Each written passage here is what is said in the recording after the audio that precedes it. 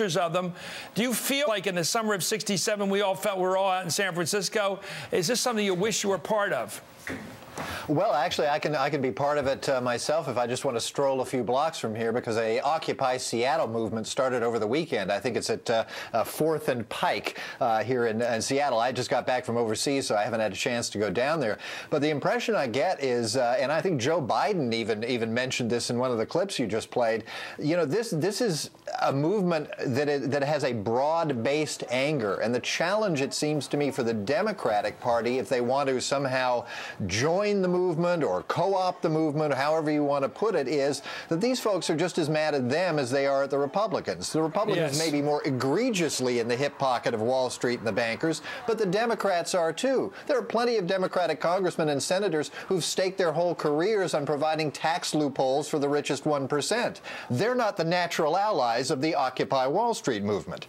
And by the way, let's not forget the Democrats control both houses of Congress and the White House at numerous times in our lifetimes, and they didn't fix the tax system when they had all the power in the world. Let's take a look at the New York Times report today. It reports that some of your party, or actually the Democratic Party, are nervous about getting involved with these protesters. Democrats are nervous. Here's Eric Lichtblau writing, quote, "They see the prospect of protesters pushing the party dangerously to the left, just as the Tea Party has often pushed Republicans farther to the right and made for intra-party run-ins. Some officials in the party remain wary of their potential impact, especially if the protests were to turn more disruptive or even violent."